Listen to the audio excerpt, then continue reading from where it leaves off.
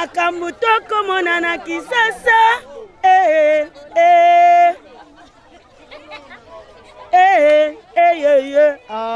Mama. Photo sur Hollandais mitema. Maboko te. Ba Congolais pe ba Africain nyonso tout obeba. Ye mongonani mukonza mboka ifatala makambo oyo.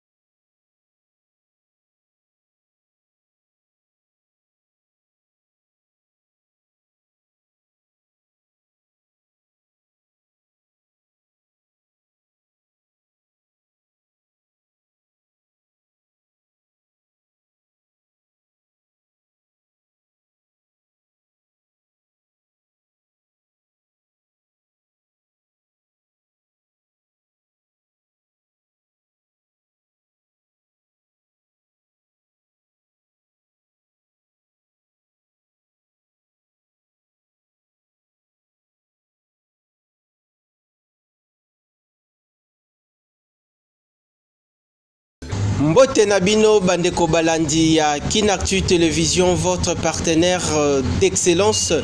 Grand merci pour Nandenge Tozu, occasion Yakokuta Nalisusu pour le compte de votre magazine politique en Lingala.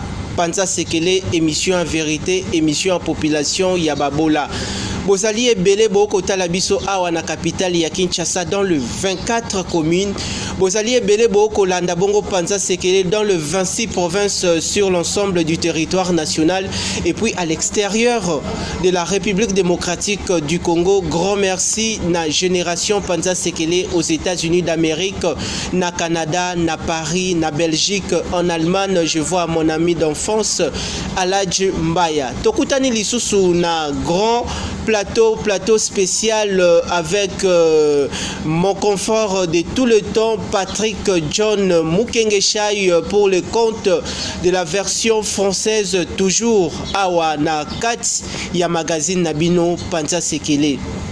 Comme d'habitude, boyebi ete toko bunda po na boyeba ba vérité ya mboka kasi lelo tokosola bongo makambo ya bonzambe. Boyebi ete mboke kotambola Nzambe pe akotambusa biso. Awa chef de l'État Mutuaza Bongo, le garant de la nation et puis chef de l'État de la République démocratique du Congo. Mais le loyo rôle nini église ezako jouer na kati na mboka. Est-ce que ba pasteur na biso lelo yo réputation nini bazana yango par rapport ya développement ya église, contribution église na kati na mboka natina na yango to yambeli bino o azali bongo avéré na musala yango o ayebi bongo musala yango awuti bongo ça fait pratiquement plus de 25 ans aza œuvré na ministère ya bonzambe ya azali toujours na compte ya évangélisation yende ensemble biso na ye nde tokosolo la bongo rôle tote mission contribution ya église awa na kati na mboka ye kombo na ye Pasteur David Mukeba Chimanga, on a rappelé Azali Bongo, représentant légal Yalingomba pour il y a église missionnaire Sion. Église missionnaire Sion et Swami Bongo na quartier Joli Park na ma campagne na avenue Kasavubu non loin il y a station ML et puis Azali Bongo église Azali sous voisine il y a hôtel Los Angeles. Je salue papa Toté docteur Modia Yende Tokoya Solanaye à travers émission ya Mokola lelo bozala bongo branché lelo tokoye ba vérité église ba vérité ya ba pasteur. Encore une fois pasteur bonjour et puis boye malamu merci na pesi yo bongo maloba. Merci beaucoup journaliste ngai na sepeli makasi na bobianga minabino et pas na ngai. Merci mingi. Merci pasteur. Ma question ezali ya biso kasi ba réponse ezali ya yo pasteur lelo vraiment à travers le magazine ya lelo osa à l'honneur osa invité au public abanda ki koloba bandeko ya Panza Sekele boko ya acteur politique mingi boko lobela politique mingi boko lobela le peuple d'abord boko lobela état des droits mais église ya ngomoko eza ko jouer rôle munene parce que tindenge bisonyo surtout to lati ba veste to kopema, c'est parce que toza Nzambe a renouveler encore sa bonté dans notre vie. Pourquoi pas tobeta makambo etali bongo musala o bino boko sala. Encore une fois pasteur pesa meka un peu ko éclairer public oyo akota la biso comment se présente actuellement l'architecture de l'œuvre pastorale ici en République démocratique du Congo avant tokota na moboku ya ba sujet otolengeli na mokula lelo. Na pesi merci mingi na balandi na biso nyonso o bazali kolananga de partout ezala na mboka ezala libanda ya mboka bisika banso na nina loba ba bakolanda biso na Amérique ba bakolanda biso na Asie na Afrique na Europe pe na Océanie pe awa na Afrique mais précisément na République démocratique du Congo. Ya mona ya no la ba question na yo na lingaki nga moko lokolo tuninga te nazana ni tokokota wana tokokota na mona ki lokolo bosana question introductive awa na panda sekele to sola tu sala na yo poser merci na lingaki kana ibisa ba obakola nanga parce que ya ba obayebinga na ba obazola nanga pona mbala ya liboso na lingaki kana lobangai nazali musali na Nzambe na ndenge balobaka kaka bazali na Nzambe nyonso na langage ya pete balobaka pasteur mais nazali représentant le gali ya église missionnaire Sion awa na mboka na biso ya Congo naza na 25 ans aujourd'hui du ministère depuis na bandi nazali kokamba plus de 54 paroisses ou bazobenga ba église awa na mboka na biso ya Congo.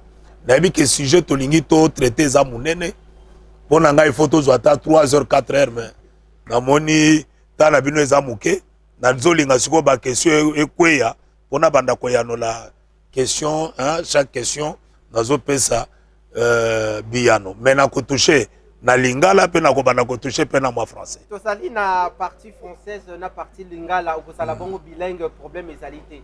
Alors pasteur le lot aux alliés à l'honneur na émission ya mokolo lelo outi déjà ko pesa présentation na brève présentation na yo liboso ya ba milliers de téléspectateurs au ba ko landa biso lelo au pasteur ko kinanu balobi mutu nyonso tu azaka na tata na ye ya molimo mais bien koza na tata na yo ya molimo moza pe na tata na yo physique okoki koyebisa ba téléspectateurs o ba kolanda biso outi na famille obotami na famille de combien d'enfants de lo yo moko zali responsable aussi je crois je ne pense pas que kozanga bana kombo ya papa na yo kombo na ye nani est-ce que lelo yo maman na papa baza en vie ba étude na yo lelo ba ko retrouver aux ali grande personnalité na kati na mboka mais ba étude na yo au sali yango wapi plus particulièrement na province ni na sepeli mingi ezaki mutuna na banda ozela po poser yango okozwa biano ebele mais na kozala trop bref on ba o bazolanda biso parce que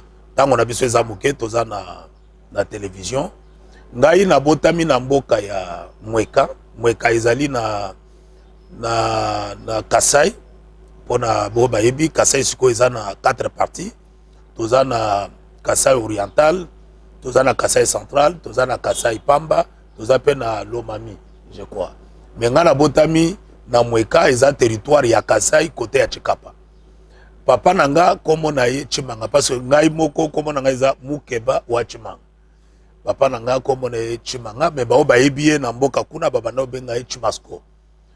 Mama nanga komo na ye Mbombo Elise de mama abotinga na papa nanga na mama ngana za mwana liboso na botami ya liboso oya la ninga aza mobali mais bo bala ninga bazaka basi 100,6 baza 6 alors na botami kuna de bisika na bandi kotanga na tangi école primaire nanga kuna na silisi na ke na collège o bazo benga Saint Joseph collège ya Bulongo de na ke ko sala première seconde nanga ti ndenge na silisi 6e humanité nanga na salaki latin philo o ba lobaka littéraire ta na silisi kuna nzamba benginga na komona que na lolenge nzamba benginga au lieu na sala médecine na sala aviation na sala ta mécanique générale na sala ta droit ou bien na la science infirmière ou bien science politico-administrative. Namoni ke na landa bobenga misami na nga wana na associé yango na kelasi na nga na biteyolo ya likolo. Nde nake kosala théologie na sali théologie na nga na IBETAT ezali institut biblique ya KDC na sali kuna na bimi gradué en théologie na sisaki na 2009 je crois. Alors de kamwa biographie na nga ya muke mais na Bali na balaki kala okomona jeza muke na balaki mwa kala na balaki na 98 na mwasi na ngai on abengaka ceinture de sécurité Maman Clotilde Pointe Mukeba. Ceinture de sécurité. Ceinture na yanga. Merci, maman. Maman Clotilde, merci. Bisiko ozali okolanda biso yayo yango wana. Aboteli toboti na ye. Bana 7. Na 7 wana tozanga na mwana mobali moko komona Aaron. Ya liboso komona Élysée, ya mibale Rose, ya misato Hélène, ya mine Taliane, ya 5e Mireille. Il y a 6e, autre Kobenga Mona. Alors voilà un peu ce qui est de ma biographie. Je suis père de la famille. Est-ce que les loyaux, papa et maman baza en vie? Voilà, très important. Papa a invité à Koufa qui est en 93. Maman a en vie. Tozanaye, maman Élysée. Merci beaucoup. Obota, Moussa Nzambe, Zamba Pambulo Bisiko Zali. Voilà un peu en bref de ce qui concerne ma famille. Pasteur, ndenge uti koloba awa mutuna vi azalaka na sushi na ye sika ya hoteli. Uti koloba awa ozalaki bongo na mweka osali pe étude na yo. Mais lelo komi grande personnalité awa na kati na mboka. Kombo na yo ezo ekeiti libanda ya mboka. Kombo na yo etikali eyebani awa sur l'ensemble du territoire national. Yo moko awa ozana Kinshasa okolia okolata veste ya kitoko. Mais est-ce que okokanisa bandeko na okuna baza bongo na province? Situation ya province kuna na bandeko kuna isali ndenge nini? Est-ce que otaka miso na yo tote miso likolo ya liso pona ota la situation socio-économique ya province et puis par na yo ya contribution et pas ya bandeko kuna esa nini? Et si osali yango to esi osali yango te ozolingo sala? Non, vraiment aux journalistes mais nazo mona pe moi ngolu ya prophétie ou bien ya prophète ezakati na yo. Parce que na solola ki no makambo yo te. Merci. Depuis la bande ministère, on a comprendre que l'église, réellement, la révélation de l'église est progressive. Quand on a benginga kuna na Kasai, na sila qui ko comprendre que na ba église tant tozo kende na ko section moi moké langue ezalaki mingi langue des anges. Okay. Des comptes. Na yekoloba mais toujours le baka des comptes. Mais réellement, na ba compte ya banque toza langote. Qu'est-ce que na koko sala ngai pour na pesa moi modèle na génération yanga. Okay. Na salisi ba école primaire par exemple. Na salisi école primaire, na salisi pe ba école secondaire. Mais na pesa ki yango kaka kombo église. Na sali yango kombo Monsiyon. To ba ngomba o sio afandi. Alors na ba école wana na comprendre que jeunesse na biso ezaki un peu de laisser surtout bana basi. Na moi mukenza mba pesa kinga na salisi ba uniforme gratuite na salisi pe ba cahier comme tout un père na pesi na population na mais na tindiki bango ba kende classe parce que na yebaki déjà que so muto azana mwa mayele na ye atangi azape na nzambe moi musale ko monana abiki na ye. Alors je fais ça. En dehors de ça na kotaki na makambo ya bilanga. Na saisaki ba association ya babilanga. To ba soko lobi nanga no naza na hectare moko. Oye komona nga na mwa makoki mukenza mbachaki na maboko na biso to kopeso mwa ou to peso mwa machette to peso mwa bêche okei kosala. Alors to orientaki bato na biloko na mibale. D'abord bilanga pena classe. Alors biloko wana de sepisaki bato ba yebinga bazo ko encourager ngati lelo nde biloko nazo sala pour que mboka na biso ekende musika. Mais na dimension mususu na ekotala que nzamba azali nzamba ya ba veuve na ba orphelin na kokaki kosala nini na muko nzamba pesi ngai na ekosala pe moi association mususu pour na kosunga kaka ba veuve na ba orphelin. Alors chaque année naliaka na bango tosombelaka bango mwa bilamba mwa pagne mwa foulard pour na ba orphelin tosombaka pe ba ballon tobimisi bilamba par rapport à âge to aider bango bo bazana makasi o ba monike bakosa la bilanga to koyi na option ya mibale wana to pesi pe bango ba matériel bakende sala musala. Voilà un peu ce que je fais pour le développement na côté ya ministère nanga. Merci Nayo, félicitations pasteur.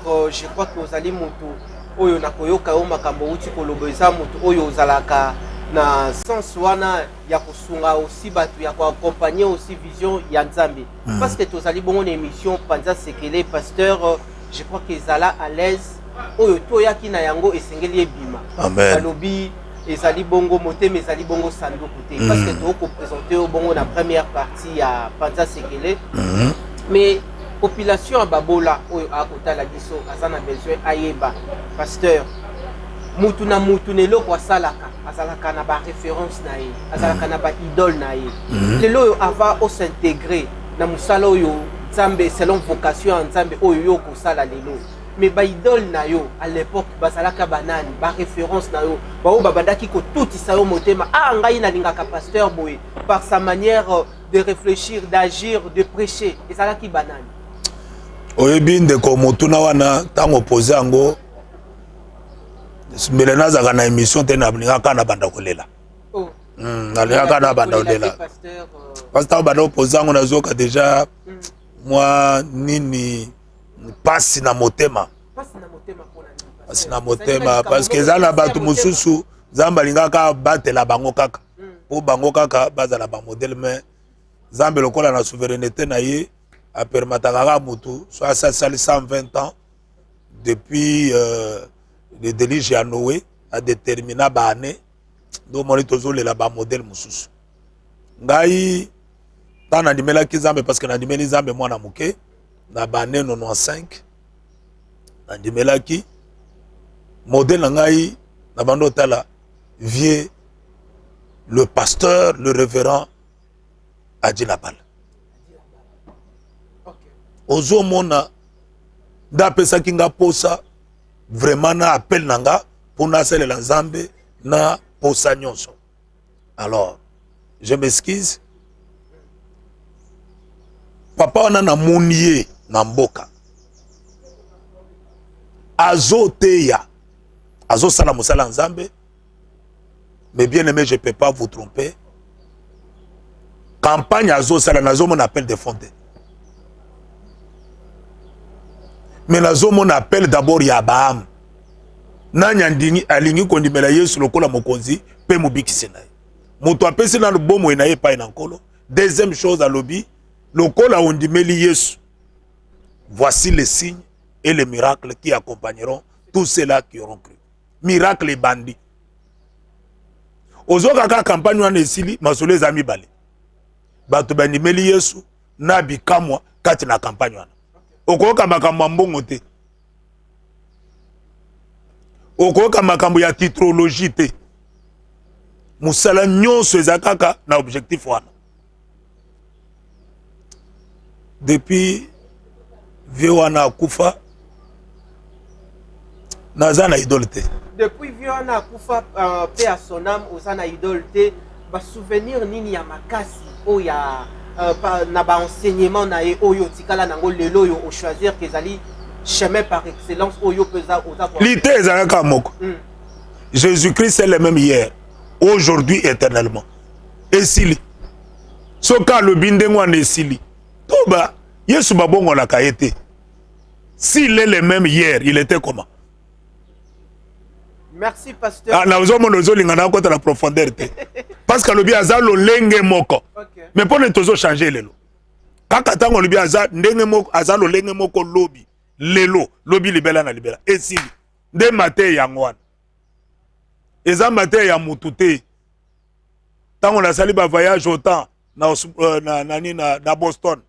Tango toleka que quand nous passons sur Dubaï, nous reconnûmes l'ité kaka moko Yesu d'abord. Jésus-Christ est le même hier, aujourd'hui et éternellement. Yesu d'abord, côté Moussou Bandekoba, le peuple d'abord, mais tous Yesu d'abord. Amen. Parce que il y a à boire et à manger. Amen. Je crois que nous avons coupé ça bongo, dans quelques poussières de minutes. La seconde partie, il y a émission pour la langue française, mais question nangai ya souka pour la partie oyo. Pasteur, le lozo sala musala oyo, aux 8 ans, il y a kubala, botipe, aux salina matonga ebele oyo, peuple nanzambe azali bongo simanayo, parce que yo zali toujours na oza inspiré nanzambe wana. Le loyo na ba réalisation oyo sali depo bandi musala oyo. Ba souvenir oyo bandi musala oyo depo bandi. Parmi les grandes réalisations depo bandi kino le loyo. Okoki otangela biso réalisation à liboso et puis ne loko oyo regrettaka lokola o en prétend chemin oyo. Ba réalisation ya bien na musala oyo nga na moni depuis na banda. D'abord c'est gagner les âmes pour Jésus. Gagner les âmes. Est-ce que yango esa musala oyo bino ba pasteur lelo kabo yoko ta pasteur. Pona nozo sangisa ngai. Pona nozo sangisa ngai. Aozoloba makambo ya nga na Yesu. Ko sangisa nga te na kolela lisusu. Ndeko nanga Patrick akozwa yo na soeur par rapport ya. Voilà. Alors, likambo nanga esengo ya liboso nazana. C'est gagner les âmes pour Jésus. Eza eloko moko nazana ngo na fierté mingi. Atandenge na tambola ka boye, mokonza bengi nga yaka siko ye pa nga yaka ko oya ko mieux reposer nazana esengo pona yango. Pourquoi? Parce que natangelo na fongoli 54 églises. Félicitations. Eza yangate, eza yaye. Batu nyonso wana to lakisi bango ke mokonza na bino eza ngate, eza Yesu. To gagner bango. Eloko nazo regretter mingi na ministère nanga. Lelo ekoza la biloko mibale misato. Ya liboso. Panza sekele ba imbo kabaya. Ya liboso. Na atteindre objectif nanga te. Parce que balobi kende bisika baso ote ya sango malamu. Mena ke nanu te. Nazo regretter ponango, mena ibika kosunga nga na kokoma. Ezali mulai. Ndeba ibisa ke li bois et mange parce que le chemin est long. Okay. Voilà ton compte en français, ton compte en makambo ya français. Deux. Nazo regretter mingi parce que toza na référence te. Ezala ba païen, ezala ba Christo lelo, référence ezate. Bato baza na référence te. Surtout na basal na zaba. Nde regret nanga ya liboso. Regret nanga ya misato. Eza confusion. Confusion à nini pasteur ou évoquer confusion. Journaliste okolukilanga ba problème. Confusion à nini pasteur. Confusion ya munene. Kati na itonga to epai na bino ba pasteur. Oui bi que pasteur aza moto etonga. Il vit kati na etonga. OK. Confusion eza munene. De konanga journaliste. Bazo ko soso la biso lisusu te. Tozo yeba na lisusu te toza banani. Attendez na etando eke oyo. Nazana soni. Mais lokola na miyebi ke nazana nzambe ndo mo nazwi courage ya kotelema. Makambo tozo sala. Toloba obandi koloba ta tolalaka tolamukaka te. Parce que ko lamuki kaka ofongoli réseaux sociaux. Journaliste ozana soni. Merci Nayo pasteur lelo zali à l'honneur baimbo kabozali kolanda peuple nanzambe bozali kolanda spécial grand plateau ya mokolo lelo na magazine na bino panza sekele to ko panza ba sekele na pasteur bouti bongo kolanda première partie ezalaki bongo consacré par rapport ya koyeba nani pasteur azali nini ya salaka auti wapi auti déjà koyebisa bino bozala bongo rester branché parce que tozokota bongo na partie française o nazopesa bongo maloba et pas il y a Canal Plus mwana mboka Patrick John Mukengeshai pour na lokota ya français donc on continue matondo na bino. Merci mon estimé confrère Richard Nawej pour la parole. Merci, c'est à notre invité, le pasteur David Moukeba, que je connais très bien, un homme de Dieu bien. C'est l'occasion de le dire, cher Naouej, à travers cette émission Panza Sekele, parce que nous sommes là pour Panza Sekele. Il faut le dire que Madame mon épouse que j'ai aujourd'hui à la maison, la mère de mes enfants, c'est les fruits de cet homme de Dieu. C'est l'occasion de lui dire merci pour Merci. tous ces enseignements, cet encadrement. Merci. Un très bon témoignage pour cet homme de Dieu. Maman Pauline Binyanga Moulumba. Merci, voilà ma fille. Merci. Ton encadreur, Merci. ton pasteur. Très ravi de mettre la main sur cet homme de Dieu aujourd'hui. Pour d'autres, on peut l'appeler archibishop, bishop, comme on aime l'appeler, parce que le travail qu'il a abattu, c'est un grand travail à travers toute la République démocratique du Congo. D'ailleurs, vous avez vu qu'il a été pour nous très difficile de mettre la main sur lui, avec beaucoup de voyages, beaucoup de séminaires. C'est un homme qui a reçu l'appel authentique de Dieu. Pasteur David Moukeba, aujourd'hui, à travers la République démocratique du Congo, nous voyons cette prolifération des églises, multiplication des églises. Vous ne pouvez pas faire 2 avenues, 3 avenues, sans trouver 12, 13 églises sur la même avenue. Un homme de Dieu avec une expérience reçu un appel de Dieu. Cette multiplication d'églises à travers la RDC, à travers Kinshasa, ça ne vous dit pas quelque chose? Pour vous, c'est quoi concrètement la cause de cette multiplicité? C'est une question très complexe. Très complexe. Je crois, par rapport à l'expérience, je voulais répondre à cette question avec un verset biblique. Si vous le permettez, on va lire la parole du Seigneur. Nous sommes à Matthieu chapitre 19, le verset 12. Je vais lire au nom du Seigneur Jésus. Car il y a des uniques. Où tu peux lire, hein? Tu peux lire parce que on va dire non, il a créé. Voilà, nous lisons Matthieu chapitre 19 à partir du 12e verset. Car il y a des uniques qui les sont de le ventre de leur mère. Dès le ventre de leur mère. Amen. Il y en a à qui les sont devenus par les hommes. Ils sont devenus par les hommes.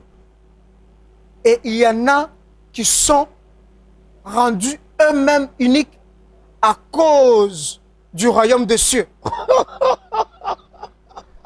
C'est qu'il y a 3 personnes. 3 types de personnes. De le ventre de leur mère. Ils sont déjà là. Ils sont déjà uniques. À travers le main des hommes. Mais c'est ce que Dieu dit à Jérémie. Avant que tu sois formé dans le ventre de ta mère, je te connaissais. Mais il y a aussi de ceux-là. Ils sont devenus. Personne ne les a formés. Personne ne les a consacrés. Ils sont devenus. Et la 3e catégorie, il y a de ceux-là qu'on a fait par les hommes. Fabriqués. Fabriqués. On peut dire l'autofabrication des ministères ou des églises. Mais vous voulez quoi? La Bible avait déjà prophétisé. Mais pour comprendre ça très bien, Christ explique clairement. Il dit on connaîtra chaque fruit. Ou on connaîtra, s'il vous plaît, on connaîtra chaque arbre par ses fruits. Mais pourquoi on vous a donné les yeux? Pourquoi on vous a donné l'intelligence? Même si vous n'avez pas le Saint-Esprit. Disons même si vous n'avez pas le Saint-Esprit. Vous n'avez pas les yeux. C'est pour voir. C'est pour voir que cet arbre, c'est les citronniers. Et les citronniers. Mais il y a l'orange. Tu peux commencer déjà à réfléchir sur ça. Les comportements de ces églises-là que vous voyez dans chaque avenue, chaque parcelle, 3 parcelles, vous voyez les églises. Vous voulez que Dieu fasse quoi? Il vous a donné les yeux, il vous a donné les oreilles, il vous a donné l'intelligence, il vous a donné la sagesse. Qui est prêché là-bas? Même si c'est le Christ qui est prêché là-bas, pour quel motif? Il y a quelqu'un qui se réveille comme tout le monde a l'argent aujourd'hui. Il appelle l'émission. Et l'émission, c'est quoi? Panza Sekele. Je dormais. Dieu m'a révélé que je deviens archipel. Qu'est-ce que vous devez l'interdire à quoi? Mais c'est bien. Observons-les, regardez ses fruits. S'il a les fruits de cet arbre, c'est compliqué, mon frère. Le Seigneur l'avait déjà prédit. Mais il dit, vous les verrez. On peut lire 24, Matthieu 24, vous pouvez voir. Matthieu 24, le verset 11. Lisez un peu. Matthieu 24, verset 11, nous lisons. Plusieurs faux prophètes s'élèveront et ils séduiront beaucoup de gens.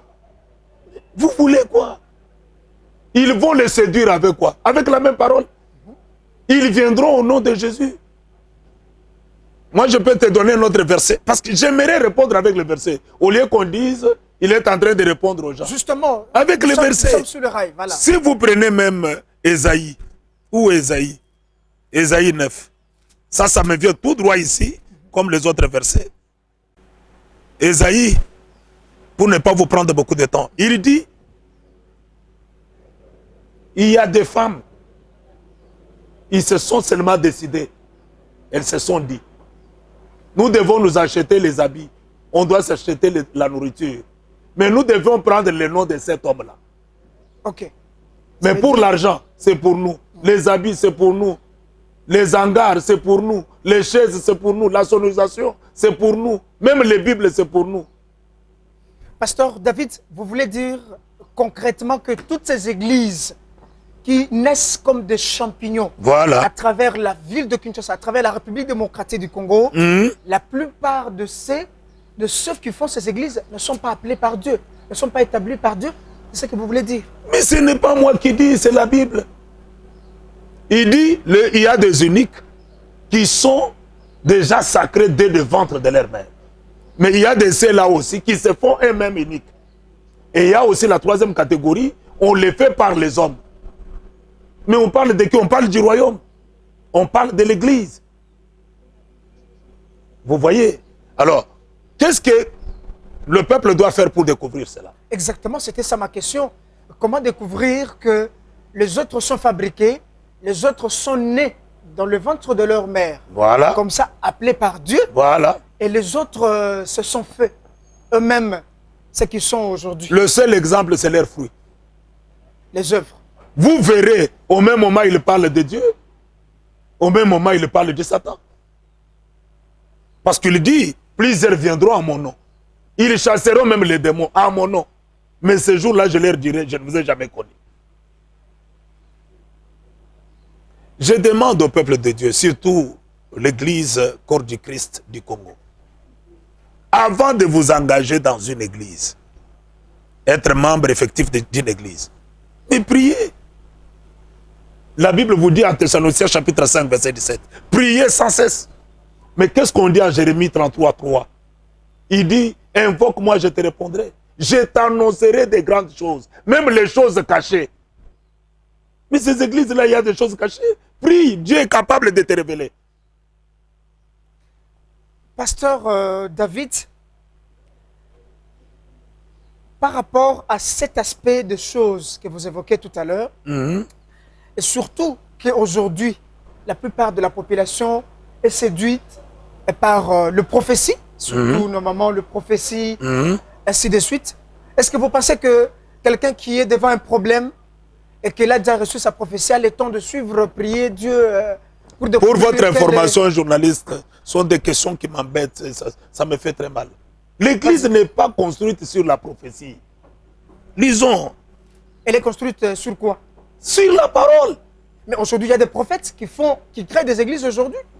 Mais c'est parce qu'on n'a pas la connaissance. La Bible dit, mon peuple périt parce qu'il lui manque la connaissance. C'est pourquoi je vous encourage de faire ces émissions, même 4 milliards de fois. Merci, pasteur. Pour que le peuple soit enseigné. Mais parce que nous manquons la connaissance, nous croyons que l'église peut être fondée ou posée sur la prophétie. L'église n'est pas fondée sur la prophétie. Nous pouvons lire avec vous Matthieu 16. Je m'excuse vraiment, nous n'avons pas beaucoup de temps. Vas-y, pasteur, c'est parce que nous parlons de l'église et quand on voit l'église, on voit la parole de Dieu. Ça me fait très très mal. Ça me fait très mal alors. Il dit, je m'excuse un peu, c'est Matthieu 16, Vous pouvez prendre ici, on vous parle de première mention de l'Église, le verset... Matthieu 16. Vous prenez même 17. À partir du 17e verset. Jésus, reprenant la parole, leur dit, tu es erré, Simon. Commencez même par 16. Commencez même par 16. 16. Simon Pierre répondit, tu es le Christ, le Fils du Dieu vivant. Jésus, reprenant la parole, lui dit, tu es heureux, Simon, fils de Jonas, car ce ne sont pas la chair et le sang Ce n'est pas quoi? révélé, la chair et le sang. Tu comprends que la chair et le sang peuvent révéler. Mais il dit là que ce n'est pas ni la chair, ni le sang qui t'ont révélé. Mais c'est quoi? Il dit, les sangs qui t'ont révélé, mais c'est mon Père qui est dans le cieux. Dans le cieux, 18. 18. Et moi, je t'ai dit que tu es Pierre, et que sur ce roc, je bâtirai mon église. Voilà. Et que les portes du séjour de mort ne proviendront point contre elle. Vous comprenez, ça c'est la révélation. Parce que ici, tout le langage qui est lié là-bas, c'est un langage de révélation. C'est une question que Christ pose à ses disciples. Qu'est-ce que les gens disent de moi? Il y a une partie qui a répondu, dit, tu es l'un des prophètes. Les autres ont dit, tu es Élie. Les autres ont dit, tu es Jean-Baptiste. Il dit, mais vous, que dites-vous que je suis? Pierre soulève la main. Il répond par révélation. C'est Christ qui nous dit. Il dit, toi, tu es le Christ, le Fils du Dieu vivant. Christ lui dit, arrête, tu es heureux. À cause de cette révélation, tu es heureux. Parce que beaucoup de gens ne sont pas heureux parce qu'ils n'ont pas la révélation. Lorsqu'on manque la révélation, on n'est pas heureux. Il dit, tu es heureux. Écoute, ce n'est pas ni le sang, ni la chair qui t'ont révélé. Ça, c'est une profondeur. Ça, c'est la profondeur. Ce n'est ni le sang, ni la chair. Si je peux prendre la première partie. Pierre est juif. En tant que juif, tu ne peux pas me dire physiquement comme ça que moi, je suis le Christ. Parce que vous attendez un Christ qui vient en l'air, qui va faire des miracles et des prodiges, que vous pouvez croire. Mais un Christ qui est né dans la bergerie des brebis, à Bethléem, un homme comme toi, tu lui dis tu es le Christ, ça ce n'est pas un juif qui peut parler ainsi. Mais dans une autre dimension, le sang et la chair révèlent aussi. Vous voyez le cas de Samuel qui dit à Eliab, c'est toi le roi. Dieu lui dit non, ce n'est pas lui. Moi je ne vois pas tel que les hommes voient. Les hommes voient la chair, ils voient ce qui frappe les yeux. Mais moi je vois au cœur. C'est ce qu'il lui dit là. Beaucoup d'églises là, il les révèlent, ils prophétisent par la chair et par le sang. Combien vous ne nous attendez pas ici à Kinshasa? Les gens qui ont des petits à me confier. Je mélange les choses. Petit, cherche-moi les informations. Telle personne la vit comment? Il écrit sa vie, tout ça, tout ça. Et puis ça devient une prophétie. Ça devient une prophétie. Il y a même des gens qui se courbent par fausseté. Il se fait paralytique, il se fait même boiter par fausseté. Puis on va faire des miracles. Et après, on lui donne... Il y a de l'argent, ainsi de suite. Il dit c'est ça la chair. Pasteur David, vous voulez dire exactement que toutes ces églises, la multiplicité de ces églises, c'est basé sur la cupidité, sur des intérêts convoitise, égoïstes. Les intérêts égoïstes. Parce que nous sommes, parce que je voulais situer les choses. L'église passe le temps de la fin. Ça veut dire? Ou le temps dernier. Parce que nous ne sommes pas encore à la fin, mais nous passons le temps dernier. Dans ce temps dernier, c'est pourquoi vous voyez Matthieu 24 prophétise. Il dit dans ce temps-là, vous les verrez. Nous sommes dans les temps où ces faux prophètes doivent faire le travail. Mais nous, l'église, la véritable église, parce que je n'ai pas même répondu à ta question. Tu dis l'église est fondée sur quoi? Ce verset-là dit, tu es Pierre, mais sur ce roc, je bâtirai mon église. C'est que l'église est fondée sur le roc. Le roc là, c'est la révélation. Le roc là, c'est quoi? Ça veut dire, tu m'as dit, je suis le Christ. Très bien. Sur moi, là, le roc, c'est là où l'église sera bâtie. Très bien. L'église ne sera pas bâtie sur les prophéties. L'église ne sera pas bâtie sur les miracles. Les miracles n'est qu'un accompagnement. La prophétie n'est qu'un accompagnement qui doit accompagner l'église à l'édification. Mais l'église en soi est bâtie sur les rocs. Le roc là, c'est Christ lui-même. Mais si l'église n'est pas bâtie sur la parole qui est Christ, sortez. Sortez. Ne la choisissez même pas comme votre église locale.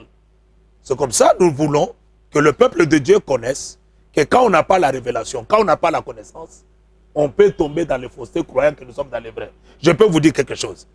Saul est en train de tuer l'église, les membres de l'église. Il se croyait dans le vrai. Mais quand le Christ l'a apparu, la révélation l'a croisé. Il dit non, tu me persécutes. Lui croyait qu'il soutenait Dieu. Il y a beaucoup d'églises comme ça. Pasteur, pour remettre la parole à mon estimé frère Richard, je vous ai vu en train de sortir de vous-même pour exploser de choses. Mais devant toutes ces choses, la vraie Église reste calme. Vous, le pasteur qui avait reçu l'appel authentique, comme le pasteur David, vous restez calme devant tous ces effets et vous laissez le peuple de Dieu dans toutes ces horreurs. Monsieur Patrick, je réponds, je demande à ton journaliste d'être calme, je vais répondre dans 2 minutes. Vous savez, quand je te disais au début de, ce ministère, de cette émission, que Christ est le même hier, aujourd'hui, éternellement. L'étape où nous passons, c'est l'étape qu'on appelle l'étape de l'apostasie. Ok. Élie a vu ça. Vous savez, lorsqu'Élie quitte le torrent de Kérit pour revenir en Jérusalem, il y a quelqu'un qui lui explique quelque chose de très important par rapport à ta question. Il lui dit, je suis Abdias. Okay. Je suis le conseiller du roi Akab. Il y a 100 prophètes que j'ai cachés, 50 dans les grottes et 50 autres dans d'autres grottes. Je leur donne le pain le matin, à midi et le soir. Mais tout le temps qu'il dit qu'il y a 50 dans les grottes, 50 dans d'autres grottes, Élie mange quel pain? Il mange le pain du corbeau qui vient d'en haut. Les vrais de cette période, ils mangent le pain qui vient d'en haut. Ils ne sont pas connus. Je voulais te donner cette expression. Lorsqu'on mange le pain d'Abdias, on ferme la bouche à la vérité. On ne peut pas dire à Akab, c'est toi qui troubles. On ne peut pas dire à Akab que tu es dans les faussetés. Mais lorsqu'on mange le pain qui vient d'en haut, la vérité est parmi ces gens. Mais regardez ceux qui mangeaient le pain d'Abdias. Ils sont ensemble. Mais celui qui mangeait le pain d'en haut, il est le seul. Ceux qui ont la vérité, parfois ils sont cachés au torrent de Kérit. C'est que vous êtes aussi cachés. Mais on nous verra par nos fruits. Justement, les fruits sont là, mais pendant que vous vous taisez, pasteur, au lieu d'orienter le peuple de Dieu se perd. Et le peuple de Dieu qui n'a pas la révélation se meurt à travers toutes ces églises qui ne disent pas... Patrick, on ne s'était pas. Christ dit, la brebis connaît la voix de son berger. Quand je parle, elle m'entend. Vous voulez dire qu'il y a un peuple qui est destiné à la perdition? Non, je ne veux pas parler de la prédestination ici. Ok. Dieu ne veut pas la mort des méchants. Mais Dieu veut que tous se répandent et qu'ils aient la vie éternelle. Dieu n'a jamais prévu l'enfer pour l'homme.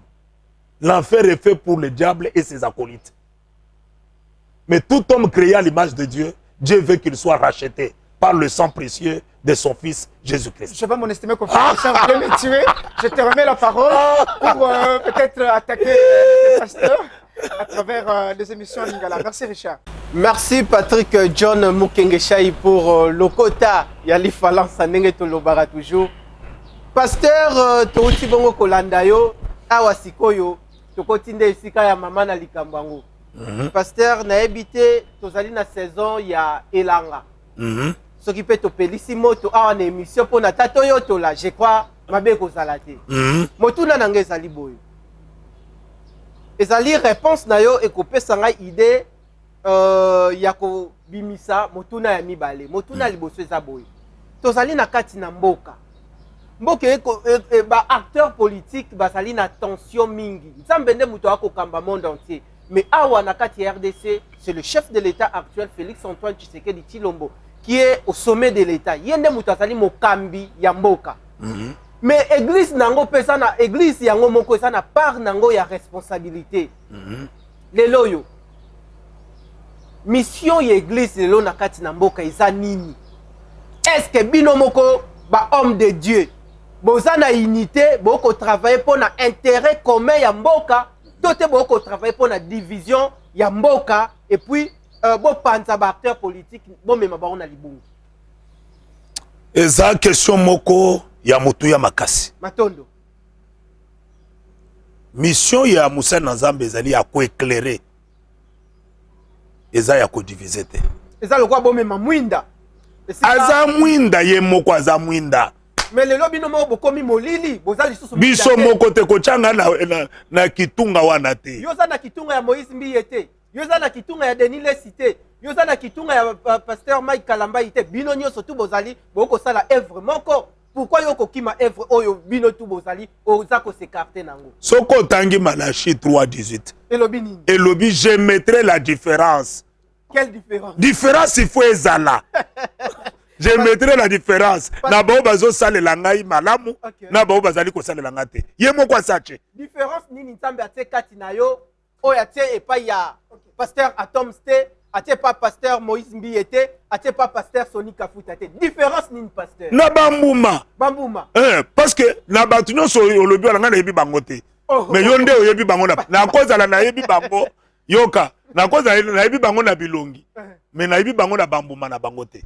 Yonde okoyeba ke mbuma ya oyo ese baby ya mususu ese baby mais biso problème toza nango si réellement batu nyonso zo cité wana baza basa na Nzambe ya solo bazali nde mwinda parce que Yesu alobi bozali mwinda ya mokili na français on dit vous êtes la lumière du monde mais ceux qui to cessé toza la lumière toza la nani parce que le contraire de la lumière c'est les ténèbres.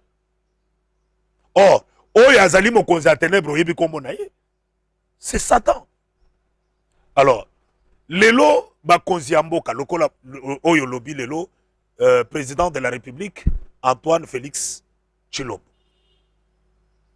azali besoin ya part ya mwinda ya Moussa Nzambe aza mwinda pona ko éclairer ye nazo peso ndakisa. Est-ce que lelo tokokuta ba Nathan Nabite oyebi Bible pe moi moke. Le prophète Nathan. Est-ce que toko mona lelo auprès du roi? Est-ce que toko mona? Est-ce que lelo toko kozwa batu lokola ba Miché? Est-ce que lelo toko kozwa batu lokola ba Jean-Baptiste? Batu misato ande dans autre exemple. Baye Zamba yebisi Nathan que le roi azu mwasi ya batu. Betsheba mwasi ya Uri. Kende oyebisa ye.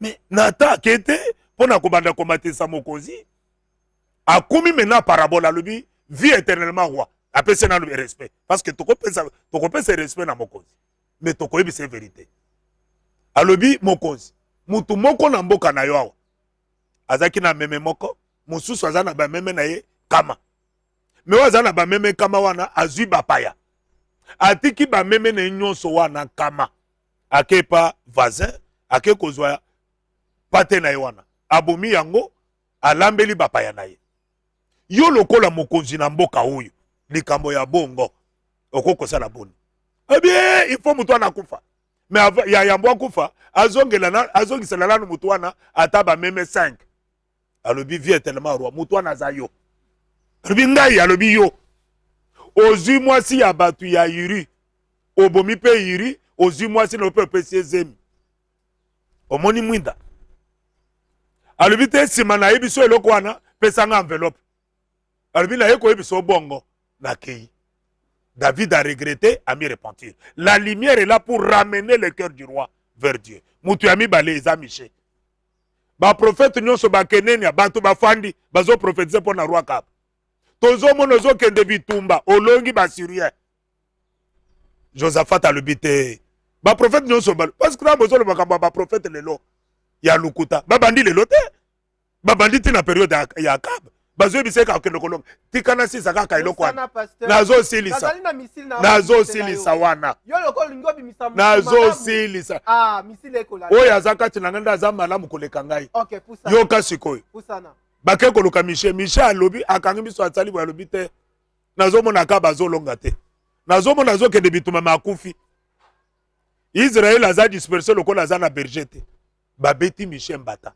Balubi akota boloko akobimaka biso ta tokoya bituma bake bituma nango babomi roi maloba ya prophète ekokisami mutu ya mine ou bien ya misatu aza Jean-Baptiste ayebisi Hérode yo Hérode oke kozwa mwasi ya ndeko na yo Philippe eza bongo te ezaka bongo te mais prophétie nini journaliste okoyebisa nga lelo oyo ezosepesaka bakonzi prophétie ezotouche motema mokonzi te ezoramene mokonzi te na nzela ya Nzambe mpona prophétie nini.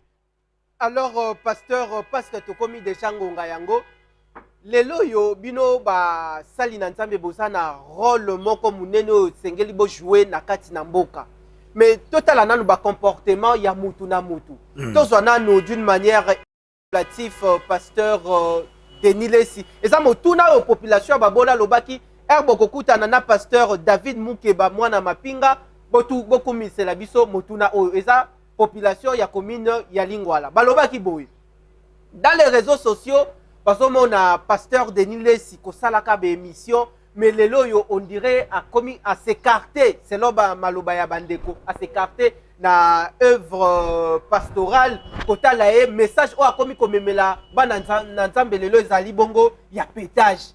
Est-ce que yo en tant que mosala Nzambe oza ko motiver pasteur Denis Lesi atikala toujours na rawana tote à s'écarter na musala na bino tote mission ya église lelo otangaka bien mokanda français no natanga ya Bible natangaka tanga na Samuel 16 1 et le binin. L'Éternel dit à Samuel: quand cesseras-tu de pleurer sur Saoul? Je l'ai rejeté afin qu'il ne règne plus sur Israël. Remplis ta corne d'huile et va, je t'enverrai chez Isaïe, Bethlémite, car j'ai vu parmi ses fils celui que je désire pour roi. C'est ça wana. Mutozo c'était combo. Nakozala na mona kaye. Mais nayebi malamu te. Yo ebi kombo nete. Nayebi kombo, oyo kite na lobi nayebi kombo na ye. OK. Mais le la question est posée na émission na yo. Pona besoin ya bao bazo tala biso. Baba loba non passer David à répondre biso te. Na répondre na loba na Nzambe. Lobi boy. Ici Samuel azolela, azo intercéder. Lokolo yo azolela wana. OK. Azo senga Nzambe pona Saoul. Yo ke réponse à Nzambe. Kobonde la pona yete na si na bwaki saye. Mais tant azoloba na bwaki sie wana, Saoul azana bokonzi afandi. Saoul azotinda mitundo bato bazo sala. C'est que makambo tout ako sala déjà babwaki se panza. Na zoloba okozala ozoloba na kombo Nzambe ayebi yote. Na musalo tout ya sali. Okozala ozobikisa na bato ayebi yote. Mais Saoul aza mokonzi. Azana ngwende, afani na ngwende. Azana bateau royal, azana basoda.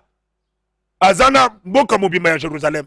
Mais oyo intercesseur ya liboso aza prophète Samuel, prophète majeur. Azo sambela pona Nzambe alobi ko sambela te. Na sina bwakisa ye. Ezana bato ebelawa. Bino bozo baka bakomo na bango. Mais Nzambe ayibi bakomo na bango. Bako sala succès pasteur. Mais Saoul azana succès. Bako sala succès pasteur. Saoul azana succès roi d'Israël. Et ça pose sa blague te. Bako tondisaka basa. Parfois bato zo le bwana bayibani kaka wana Kinshasa. Na lubumashi bayibi bango. Na bango tende bako tondisaka bastade basala minene na Kinshasa wa. O pe public ya Nzambe. Yo so monate ebembe kufa. Batiango na stade bato batondi. Oh. Mais au kati boni. Combien de bibembe yo oza journaliste d'investigation. Oso mona combien de bibembe batie bango me bato batondi koleka ba campagne d'évaluation. Toloba eloko nyonso bato batonda kezaka bo moite. Même yaliwa etondi saka bato. Même yaliwa etondi saka bato. Merci na yo pasteur natikali na question moko na pesa Patrick pour na lokota ya français. Pasteur lelo yo situation ya est du pays guerre ezali lelo yo chef de l'état azali au sommet de l'état mais on dirait acteurs politiques comme marche de pied na bino ba pasteur on dirait bosa lisusu na liloba ya kolobate on dirait ba sombi bino ba tse bino na poche mais pourquoi bino ba pasteur lelo yo bosali na unité te tala ndenge makambo lelo lekani na ba confession religieuse pour la désignation ya muto akoki bongo kozala na seni lelo tomoni bandeko catholique ba kei bongo mupanzi pasteur Dodo Kamba lelo aza ko conduire RC maloba nini en tant que mosali ya Nzambe par rapport il y a mission église par rapport il y a rôle oyo sengali bo jouer na ngonga oyo pour instaurer bongo climat il y a paix au sein de la classe politique congolaise en perspective il y a des élections qui se pointent à l'horizon 2023. Na monde opposé ba question soki 3 Matondo soki na lina lo baboye to na lina lo baboye no pasteur kata Poussana pasteur olobi d'abord likambo bitumba ya est. OK. Question ya division ya ba pasteur, question ya élection ezoya en 2023. Na ebité na bandela na nini mais pour la guerre eloko na lingi na ebisa yo. Bitumba ozo mona oyo ebandika na est te. Même na Bible, Israël était agressé à tout moment par les Syriens, par les Philistins, par les Babyloniens, tout ça. Bah c'est le coup de la déportation. Bah comme le coup de esclave, il y a bamboka mususu. Mais Bible est le biboui. Gardez silence. Moi l'Éternel, je combattrai pour vous. Exode 14, 14. Mais ouyebi yango. Ouyebi yango. Na moment où bitumba tozanango agressé par le Rwanda comme notre président l'a fixé, que le pays qui nous agresse c'est le Rwanda. En dehors, on a coupé ce exemple mouké parce que t'as besoin de 10 minutes, mais biloko ezo yat. Soko tangi Exode 14 verset 8. Moïse est agressé par les Amalécites. Bazobo yake batambolate. Mais Moïse a lobby. Gerango toko salango na bitendi mi balé de bitumozo mona estwan. Il faut la diviser en deux parties. A Salinine. A choisir ngomba. A quelque fanda na ngomba. Azu batomi balé. C'est ça l'unité. Il a pris Uri, il a pris aussi Aaron. A Tchebango o na lobo kwa mwasi, o na lobo kwa mobali. Ça c'est l'unité. Je réponds en ramassant toutes ces questions. A ça l'unité wana. A ekoye bisa Josué choisit les hommes. Binobo kitana bitumba ndeba FRDC nde la police tozanango binobo kitana terrain bo kitana bunagana bo kitana nini na Goma ba mususu na Ituri bino ndeba Josué bozala kuna. Alors on choisit les hommes. Ça il faut que le commandant suprême ayeba bitumba ezala kaba Josué ba choisira kaba homme de confiance. Quand on choisit, il y a quoi? Il y a d'abord la confiance, la fidélité, l'attachement, nabilo kwebele. Batwa nande bakozala sur le terrain. Deuxième dimension, c'est la dimension spirituelle. Il y a Moïse. A tomboli maboko, Bible lobi tango azotomola maboko, Israël devient vainqueur sur les Amalécites. Tango maboko neza kokita, ba Amalécites bakomi makasi likolo na Israël. Bitumbango, dimension spirituelle.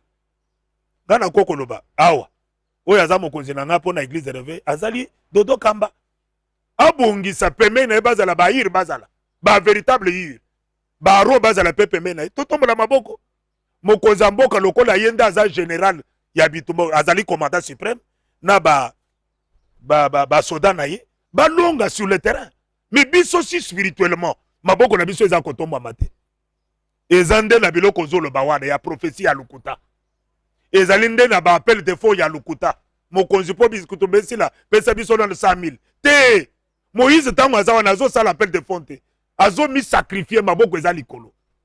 Parce que tango spirituellement tozo longa, physiquement pe balongi, la gloire n'est pas pour un homme. La gloire est pour le Congo. Bakolo ba Congo alongi Rwanda. Congo alongi ba voisin na ye. Voilà la première question. Et la première réponse. La deuxième réponse. Basa nazamba ko sala ndeni pona élection ezali koya na 2023. Musa nazamba sala nini? Musali nazambe musala na ye ezaya ko sambela pona bantu nyonso. Bokaboli déjà ba politicien chaque pasteur a commis na politicien na ye. Mais biloko nazobo yango wana te. Musali nazamba ko kozala na politicien na yete. Ça c'est une vérité. Nous sommes église au milieu du village. Bon, langage le biblique parabole ayebi. Mais moi ce que je peux dire, l'église est du côté de la vérité. L'église est du côté de ceux-là qui craignent Dieu. moto azobanga nzambe kaye koluka nzambe tokosambela mpo na ye mais yo ozoluka pouvoir osangisi na biloko no mosusu chez moi ekoleka te parce qu'il n'y a pas une relation entre maman et Dieu. Merci Nabino Bandeko Balandi à Kinactu Télévision, votre partenaire d'excellence. Retrouvez votre chaîne présentement sur TNT en clair, BlueSat canal 50 et puis dans les réseaux sociaux via notre chaîne YouTube. Tapez Kinactu en un seul mot sur YouTube, Espace TV. Grand merci pour la participation et l'intervention de mon estimé confrère de tous les temps. Canal Plus, Patrick John Mukengeshai, Toyambela Kibino Banananzambe, Pasteur David Mukeba Chimanga. On a rappelé l'Issoussou Azali Bongo, représentant légal, il y a Église missionnaire Sion, et Swami Bongo, ma campagne, Joli Parc, juste na Prince Wana, juste na Prince Wana veni Kasavubu, non loin il y a station 1 mail, il y a ma campagne et puis Azali Bongo pour aussi voisin, il y a hôtel Los Angeles. Mais Erto Bandaki Kosolana pasteur Nazui révélation na évité ce la prophétie. Pasteur ça na linga kité na tika na désannoncé mission sans pour autant na zanga koyebisa yo. Nazui révélation boy Erto Kosolola. Balobi oza muto banga katolo baka sans froid. Balobi na RDC mobimba tozali na ba président obalekani. Président Liboso Kasavubu ya mibale Mobutu ya Misatu Muse Laurent Désiré Kabila ya 4e Joseph Kabila Kabange o tozana e actuel mwana ya ndako Félix Antoine Tshisekedi Tshilombo. Balobi na quinzaine ya mois de septembre toté fin du mois ya septembre esengeli ozonga awa na panza sekele oyebisa public et puis olelepa ya nzambe par rapport ya gestion ya moko na moko Kasavubu agéraka ndenge nini Félix Antoine Tshisekedi Tshilombo a géré ndenge nini bino ba pasteur bolobi nini pona gestion ya moko na moko tokokutana na pasteur na fin du mois ya septembre. Ici là chers amis fidèles téléspectateurs boyeba ete tozali na espace na biso ya kitoko village royal non loin en plein centre-ville na Champs-Élysées na boulevard du 30 juin en diago il y a Sonance référence na biso ezali bongo ancienne alimentation Peloustor nouvelle appellation Kin Marché au tozana yango village royal et ambaka bongo les grandes activités pastorales et puis ba cérémonie ba fête senior surtout ya ba mariage ya ba fête ya ba anniversaire tokutani bongo na mbala sima pour un nouveau numéro de l'émission magazine. Merci. Panza Sekele avec Richard Nawej, Patrick John Mukengeshai, Madame Corinne Kadoul, Matondo. Merci beaucoup.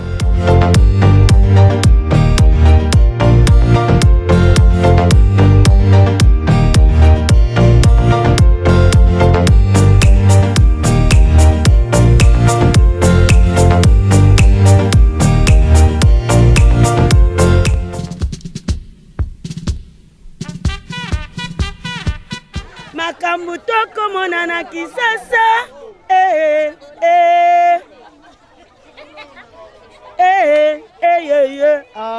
mama photo sokolande mitema maboko te ba congolais pe ba africain nyonso tout obeba ye mongo nani mukonza mboka ifatala makambu oyo